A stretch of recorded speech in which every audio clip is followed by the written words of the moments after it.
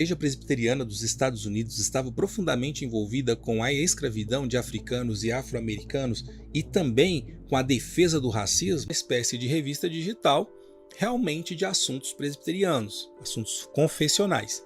E aqui, nessa reportagem feita por Leslie Scanlon, em 29 de setembro de 2022 e atualizado em 3 de outubro de 2022, traz essa reportagem, a longa história de escravidão e racismo na Igreja Presbiteriana. A história da Igreja Presbiteriana nos Estados Unidos, que inclusive é mãe da Igreja Presbiteriana no Brasil, porque foram de lá que vieram missionários para fundar a Igreja Presbiteriana aqui no Brasil, mas esta é uma outra história que em outro momento nós podemos abordar. Esta Igreja Presbiteriana nos Estados Unidos, ela está profundamente entrelaçada com a violência e a desumanidade da escravidão. E com o racismo antinegro também, tá bom?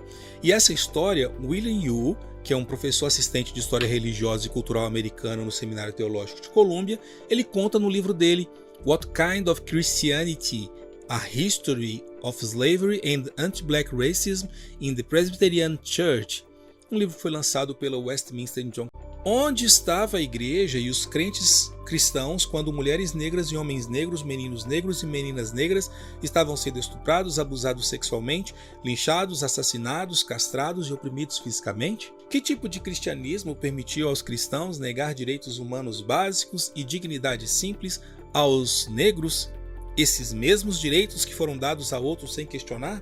Uma pergunta extremamente profunda que a Kate Geneva Cannon faz.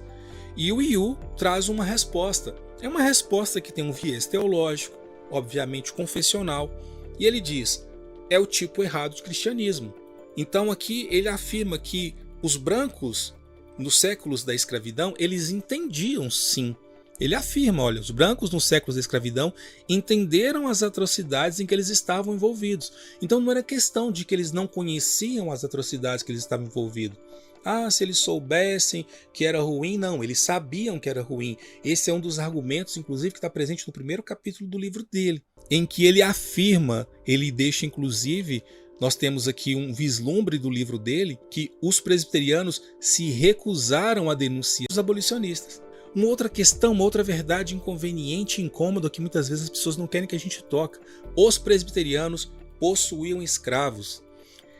E em 1845, o Frederick Douglass, um dos mais importantes abolicionistas e estudiosos ali que acabaram desenvolvendo no futuro adiante um panafricanismo, ele escreveu na autobiografia dele sobre a diferença entre o cristianismo puro, o cristianismo genuíno, e o cristianismo corrupto, escravista, chicoteador de mulheres, saqueador de berços, parcial e hipócrita. E ele conclui, certamente se aplica ao presbiterianismo.